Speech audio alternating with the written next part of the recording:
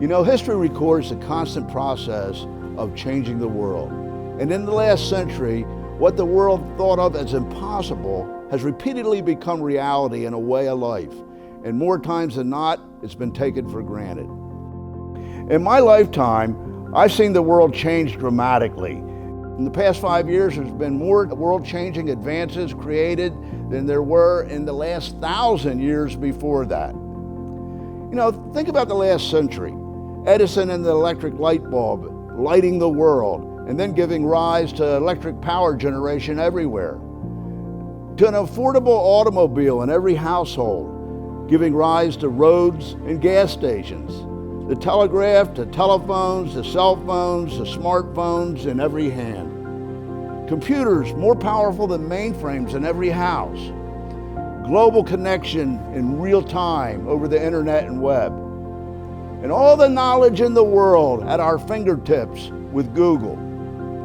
And everyone being connected through social media and more powerful than traditional TV and news. And with online shopping disrupting and replacing brick and mortar. At the time of conception and birth, they all seem like science fiction and from outer space. You know, my motto has always been dream and think big, as you'll never be bigger than your thoughts and dreams. And I've always been a dreamer and a visionary with forward-looking thinking that is often before its time and way out there. I see what is possible when others see it as impossible. And my thinking in life mission really reflects the words of George Bernard Shaw. There are those that look at things the way they are and ask why. And I dream of things that never were and ask why not. Now, whether it be reinventing direct sales with binary marketing and the MPCP, or the steps along the way in its evolution, such as requirements, BV and IBV, the GMTSS, people thought I was crazy. I was viewed as way out there. You know, most UFOs and the world think that I am crazy. Or maybe I'm from outer space. At least that's what they think at first. And it's not until it's done and realized as a way of life do they accept it as great. The response I get is, oh, here he goes again. He's lost his mind and has gone out into orbit. Come on, down to earth, JR. You know, it's really the way one thinks that is truly space age or from outer space. You see, we're what some would call a disruptor. Now, a disruptor is a company or a person that changes the traditional way an industry operates, especially in a very effective and better way. Certainly, that was the case when we created the binary system and the MPCP, creating a new paradigm never possible before. Its power and the benefits of the revolutionary tracking system have yet to be fully recognized or utilized. And now the shopping annuity is a culmination of that, and the concept allows us and average people to create our own economy. You know, when I was growing up, there was a cliche often used that you have about as much chance of doing that as putting a man on the moon. You know, the world has always been fascinated with space, and it stretched the imagination. As unreasonable as it was, the cliche reflected it that that's from outer space. Yet it was done giving way to a whole new world. You know, NASA scientists in the process of going to the moon pioneered more than 6,300 technologies during their bid to understand space that are now routinely used in day-to-day life. A few of which include integrated circuitry and the computer microchip and high-resolution digital satellite TV, the CAT scanner, and the joystick.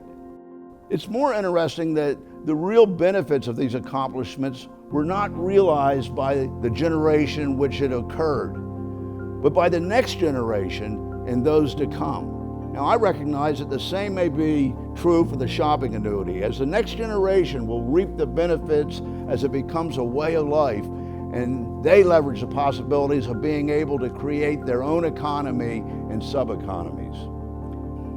You know, in 1984, I was enamored by envisioning and testing computerized marketing before the internet, and with the thought in mind that there was a better way. And people laughed at me. They thought I was crazy.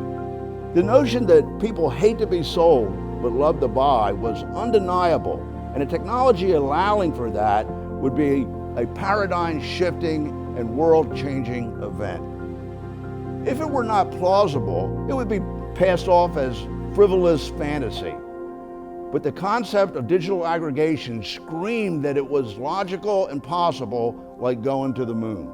To me, it was simple. If you knew what everybody wanted to buy, you could identify the commonalities and find or make the product, add value to it at a better price, eliminate inventory, advertising, logistics, and provide it to each individual that wanted it, while treating each individual differently, where they could buy whatever they wanted differently as well. 3 decades have passed, and the technologies and systems are in my hands to make that a reality today. The genesis of Market America is a simple thought that we became possessed by, and that which transforms into possible world-changing concepts.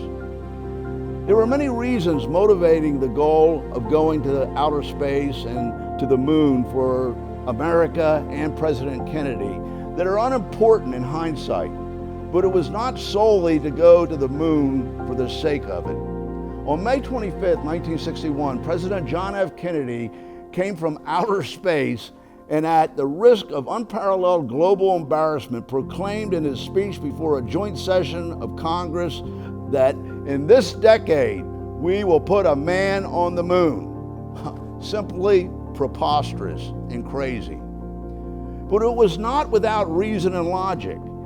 He consulted with and hired the greatest scientist of the time, Wernher von Braun, who he asked if it was possible to put a man on the moon and what it would take to do it. His answer was yes, it was possible, and 5 words as to what it took: the will to do it.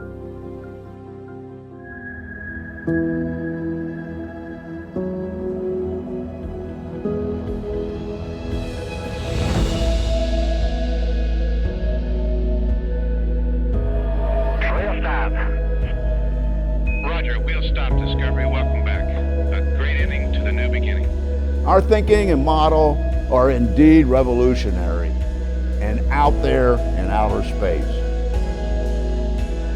But it's an idea whose time has come, and we are bringing from outer space to Earth to change the world. The next generation will make it a way of life, and again will probably be taken for granted. The residual income from spending and shopping for average people will be a way of life and our legacy as we create our own economies and change the world. We are bringing it from outer space to Earth right now. The shopping annuity has landed.